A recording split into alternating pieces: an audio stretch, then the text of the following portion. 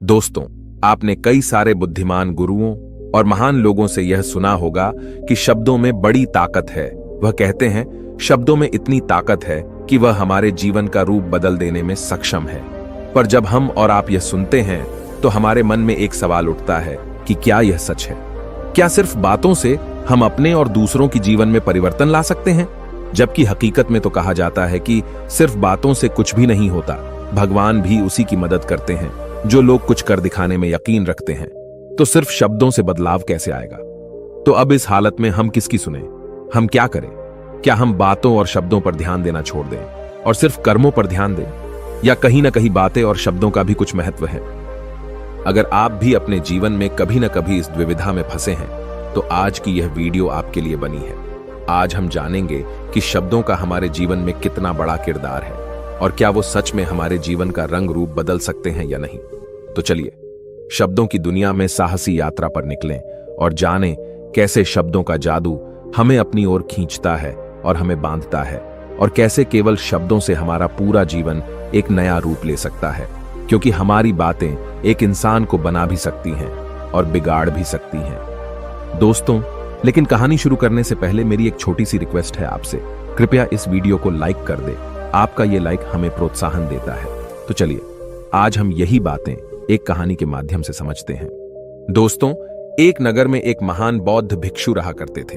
वह बहुत ज्ञानी थे और बहुत ही शांत स्वभाव के थे, और उनकी यह बात ही उनकी विशेषता भी थी। एक बार की बात है, बौद्ध भिक्षु नगरवासियों को उपदेश दे रहे थे। बौद्ध भिक्षु कह रहे थे कि शब्दों में जीवन बदलने की शक्ति होती है। अपने शब्दों से जीवन बदलो। हम जो भी शब्द अपने लिए या दूसरों के लिए कहते हैं या जो भी बातें करते हैं उस पे हमें ध्यान देना चाहिए। इतना कहकर बौद्ध भिक्षु ने अपना उपदेश समाप्त किया और वहां से चले गए। एक दिन वह बौद्ध भिक्षु एक मार्ग से होकर गुजर रहे थे। उसी मार्ग से एक युवक होकर गुजर रहा था। उस युवक ने जब उन बौद्ध भिक्षु को देखा तो वह जोर जोर से हंसने लगा और कहने लगा, अरे साधु महाराज, आप तो ढोंगी है। आपके उपदेशों में यह कहने से कि शब्दों में बड़ी ताकत है, आपकी बात सत्य नहीं हो जाएगी। ये सब सिर्फ बातें हैं। भला ऐसे कैसे हो सकता है कि शब्दों से हमारा जीवन बदल सकता है? उस युवक की सारी बातें उन भिक्षुओं ने ध्यानपूर्वक सुनी और उसके बाद वह मुस्कुराते हुए उस युवक से कहते हैं, बेटा, नाद से ही तो यह दुनिया प्रकट हुई है, और अच्छे शब्दों के पीछे भी नाद ही होता है जो पूरा जीवन बदल देता है। वह बौद्ध भिक्षु उस युवक से कहते हैं, देखो, मैं तुम्हें अपने अनुभव से बता रहा हूं, लेकिन फिर भी तुम्हें यकीन न हो तो तुम इसे खुद आजमा कर देख सकते हो। उन बौद्ध भिक्षु की यह बात सुनकर युवक थोड़ा सा गंभीर हो गया। उसने काफी देर सोच विचार किया और उसके बाद उन बौद्ध भिक्षु से कहता है, हे गुरुवर, अगर ऐसी बात है तो आप मेरे साथ चलिए। मेरा छोटा भाई है जिसकी उम्र करीब 25 वर्ष है और उसे न जाने क्या हुआ है। वह करीब 3 वर्षों से कुछ भी नहीं करता, बस लेटा रहता है। दिन भर वो कुछ न कुछ सोचता रहता है। उसकी यह हालत देखकर हम सब बहुत परेशान हैं। माता पिता भी बहुत चिंतित रहते हैं। हम सब ने कई तरीके अपनाए, कई योजनाएं अपनाई, लेकिन कुछ भी काम नहीं आया। हमने कई बार उससे बात करने तक की कोशिश की, लेकिन वह हमसे कुछ भी नहीं कहता। परिवार का हर एक सदस्य पूरी तरह से थक चुका है, हार चुका है। आखिर वह क्या करना चाहता है, किसी को कुछ नहीं पता। तो हमारे शब्दों से उसका जीवन क्यों नहीं बदला? और जैसा कि आप कह रहे हैं कि शब्द सचमुच जीवन बदल सकते हैं, तो क्या आप मेरी मदद करेंगे? इस पर बौद्ध भिक्षु मुस्कुराते हुए उस युवक के साथ चल पड़ते हैं।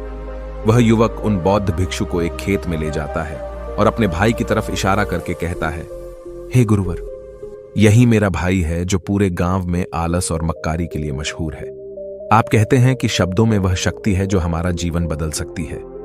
तो क्या आपके शब्द इसका जीवन बदल सकते हैं? अगर यह सत्य है तो आप इसका जीवन बदल कर दिखाएं। उन बौद्ध भिक्षुओं ने उस युवक के भाई को ध्यानपूर्वक देखा। वह एक पेड़ की छांव में आराम से सो रहा था। जब बौद्ध भिक्षु उस युवक के भाई के पास पहुंचे और आराम से उसके सर पर हाथ फिराते हुए कहते हैं, उठो बेटा, बहुत देर हो चुकी है। यह सोने का समय नहीं, यह तो जागने का समय है। उन बौद्ध भिक्षुओं की आवाज सुनकर वह लड़का थोड़ा सा अचरज में पड़ गया। आखिर कौन है जो मुझे इतने प्यार से जगा रहा है? वरना सभी गांव वाले तो मुझे आलसी और मक्कार ही कहते हैं। आखिर कौन है जो मुझे इतना अपनापन दिखा रहा है?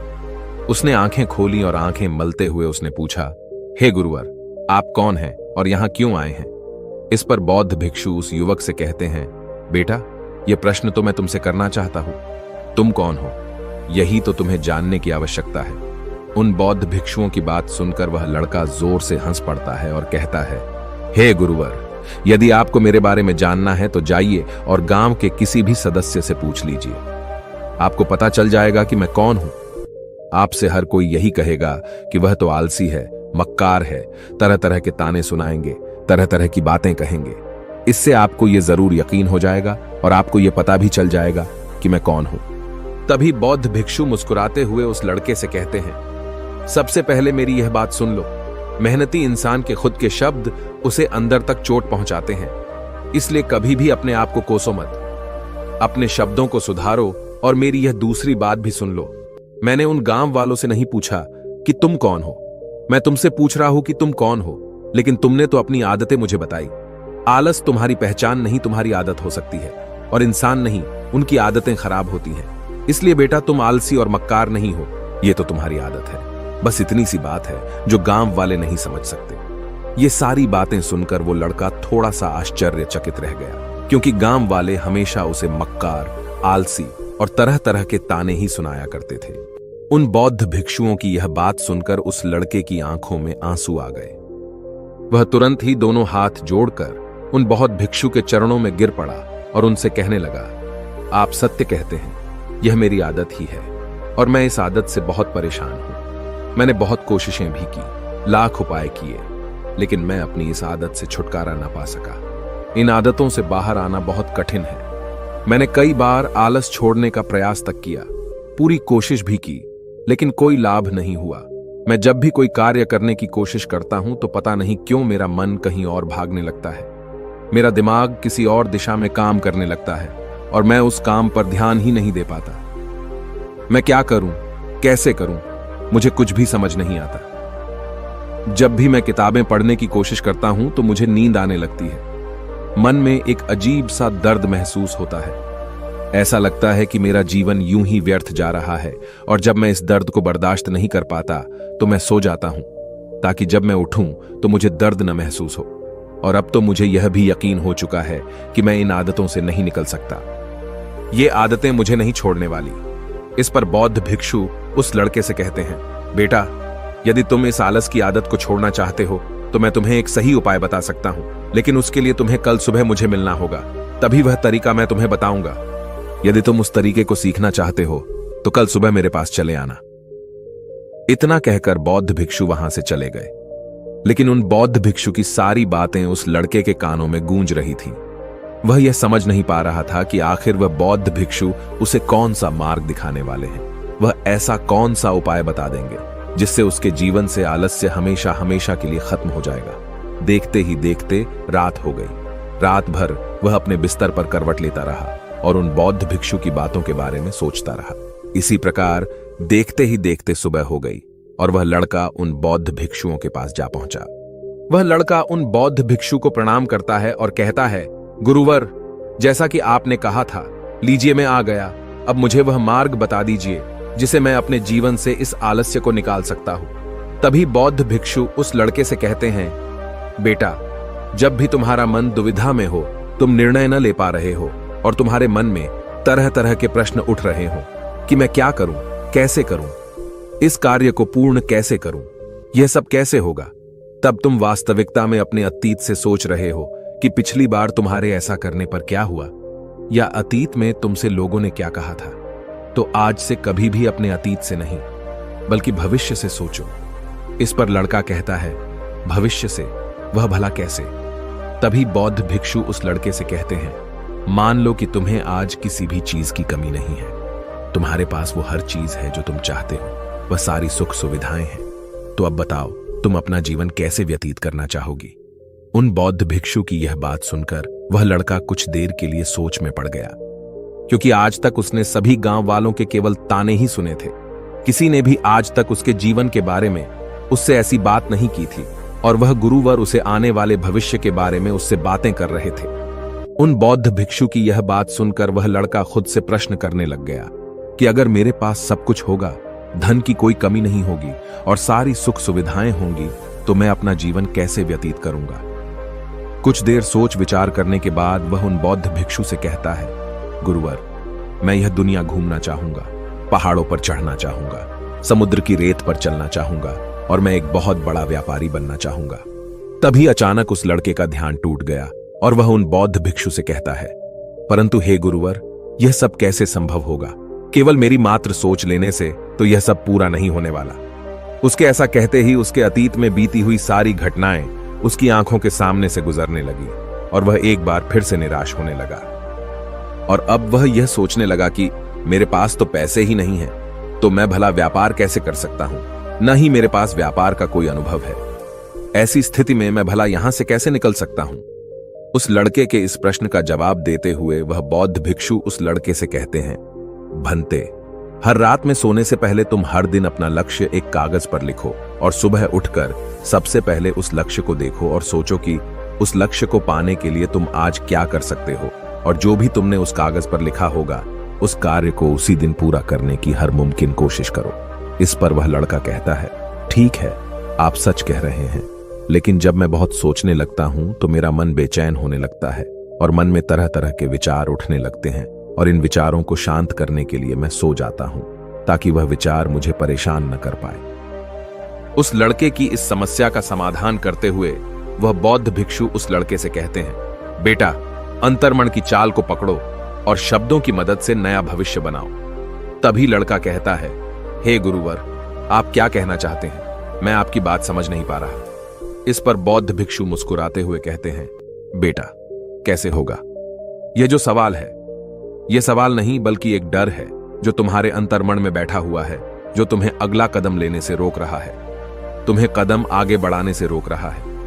यदि तुम वास्तविकता देखो तो किसी को भी नहीं पता होता कि वह कार्य कैसे होगा, लेकिन एक इंसान जब दृढ़ निश्चय कर लेता है तो वह अपने उद्देश्य को सामने रखकर लगातार प्रयास करता रहता है और वह अपनी सफलता प्राप्त कर ही लेता है। तभी वो लड़का उन बौद्ध भिक्षु से कहता है कि हे गुरुवर, अगर ऐसी बात है तो मन में बार बार चिंता क्यों होती है? मन बार बार बेचैन क्यों हो उठता है? इस पर बौद्ध भिक्षु कहते हैं, बेटा, क्योंकि तुम्हें डर है कि तुम कमजोर हो। तुम्हारे अंतर्मन में बैठा है कि तुम में कुछ कमी है, तुम किसी काम के नहीं हो, और यही कारण है कि तुम कोशिश करने से डरते हो, क्योंकि तुम्हारा अंतर्मन हमेशा तुम्हें रोकता रहता है। जब भी तो कोई कार्य शुरू करना चाहते हो, तुम्हारा मन तुमसे पहले कह देता है, इससे आगे मत बढ़ना, अन्यथा तुम हार जाओगे, और इसी कारण तुम्हें चिंता होने लगती है, तुम्हारा मन बेचैन होने लगता है। तभी वो लड़का कहता है, गुरुदेव, आपने जो कुछ भी कहा वो बिल्कुल सत्य है, लेकिन अब आप ही मुझे बताइए कि मैं इस परेशानी से बाहर कैसे निकलूं? इसका जवाब देते हुए वो बौद्ध भिक्षु उस लड़के से कहते हैं, बेटा, इस समस्या का समाधान बहुत ही आसान और सरल है। तुमने देखा होगा कि अक्सर ही हम अपने आप को दोष देते रहते हैं, अपने आप को तरह तरह के अपशब्द कहते रहते हैं जो हमारे अंतर्मन में जाकर बैठ जाते हैं और वही हमें आगे बढ़ने से रोकते हैं। और इन शब्दों का हम पर बहुत गहरा प्रभाव भी पड़ता है, क्योंकि जैसा हम खुद से कहते हैं, जैसा हम पूरी भावनाओं के साथ सोचते हैं, हम वैसा ही बनते चले जाते हैं। इसलिए यदि तुम खुद को बदलना चाहते हो तो कि तुम भी काबिल बन सको, तो तुम्हें अपने अंतर्मन को नए संदेश देने की जरूरत है, जैसे कि मेरे शरीर का हर एक कण, हर एक हिस्सा, हर एक विचार शांति और ऊर्जा से भरा हुआ है। मैं दृढ़ संकल्प और आत्मविश्वास के साथ हर दिन के लक्ष्यों को पूरा करता हूं।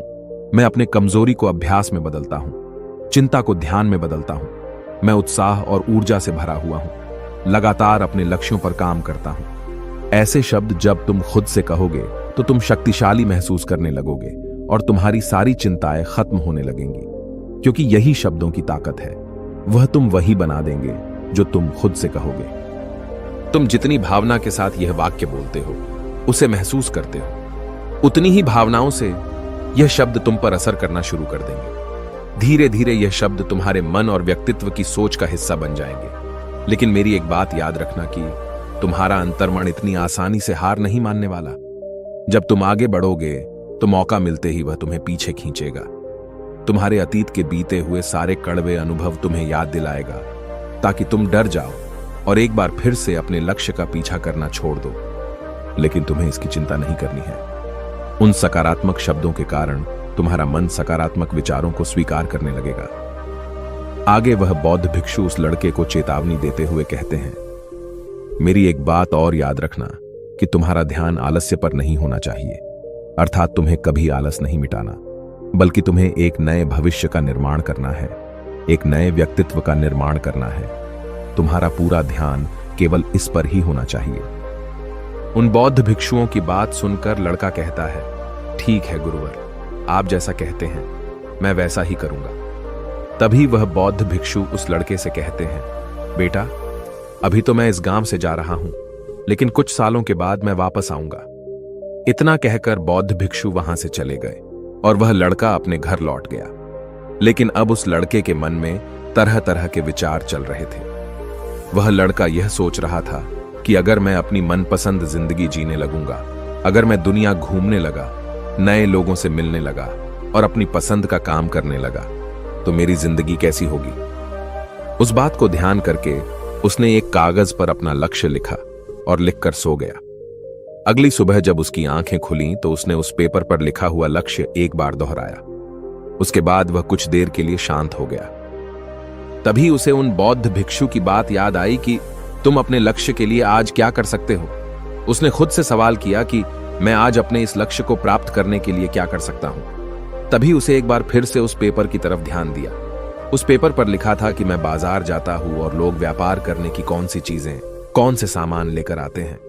मैं उन चीजों को देखता, उन चीजों को पता करता। वो पढ़ने के बाद तुरंत ही बाजार चला गया। वह अलग अलग दुकानों पर बैठा उन्हें देखा, लेकिन उसे कुछ समझ नहीं आ रहा था, क्योंकि लोग अलग अलग व्यापार कर रहे थे, अलग अलग तरह की चीजें और सामान ले रहे थे, और किसी ने उसकी कोई मदद नहीं की। वह बहुत उदास हो गया और निराश होकर वापस घर लौट आया। तभी उस लड़के को उन बौद्ध भिक्षु की एक और बात याद आई। शब्दों में बहुत ताकत है और शब्द हमारा जीवन बदल सकते हैं। उसे वह सकारात्मक विचार याद आए। वह उन्हें सुबह शाम दोहराने लगा और अब से वह हर दिन ऐसा ही करता। देखते ही देखते 1 महीना बीत चुका था, लेकिन अब तक उसके जीवन में कोई बदलाव नहीं आया था। अब वह लड़का यह सोचकर निराश होने लगा था कि उसके जीवन में तो कुछ भी परिवर्तन नहीं हो रहा। लेकिन 1 महीने के बाद उसे महसूस हो रहा था कि वह पहले से अच्छा महसूस कर रहा है। उसका दिमाग अब अच्छी तरह से सोच पा रहा है। वह पहले से ज्यादा चलने फिरने लगा है। धीरे धीरे उसे समझ में आने लगा कि जो लोग आगे बढ़ते हैं, महान काम करते हैं, उनकी सोच में कितना अंतर होता है। वे लोग हमेशा शक्तिशाली विचार सोचते हैं। दूसरों की छोटी सोच और डर से वह कभी प्रभावित नहीं होते। जब भी उनके सामने कोई मुश्किल आन पड़ती है तो वह घबराते नहीं, बल्कि उस समस्या का समाधान निकालते हैं। इस समस्या के समाधान पर ध्यान केंद्रित करते हैं और न ही वह कभी किसी का इंतजार करते हैं। वह केवल खुद पर विश्वास करते हैं और तुरंत ही कदम आगे बढ़ाते। जब उस लड़के को ये सारी बातें समझ में आने लगीं, तो उसने भी धीरे धीरे अपने कदम आगे बढ़ाने शुरू किए। उसने बिल्कुल वैसा ही व्यवहार करना शुरू किया। अब से वो कभी खाली नहीं बैठता था। जब भी उसका मन करता, वो बाजार जाता और लोगों के बारे में जानता समझता कि वो किस प्रकार व्यापार कर रहे, कौन से चीजें खरीद रहे हैं और किन चीजों पर उन्हें लाभ हो रहा है। और जब उसका मन करता तो अपने पिता की मदद भी करता था। वो अपने पिता के साथ मंडी में जाता, वहां पर जाकर मोल भाव करता। ते हमेशा कुछ न कुछ सीखने में ही जुटा रहता है। तभी एक दिन गांव में एक मसाले का व्यापारी आया। उसे कुछ पढ़े लिखे नौजवानों की जरूरत थी जो माल की गिनती कर सके और हिसाब रखने का काम कर सके। वह लड़का अपने लक्ष्य को जानता था कि उसे क्या पाना है। उसे समझ में आ गया था कि इस काम से उसे बहुत कुछ सीखने को मिलेगा।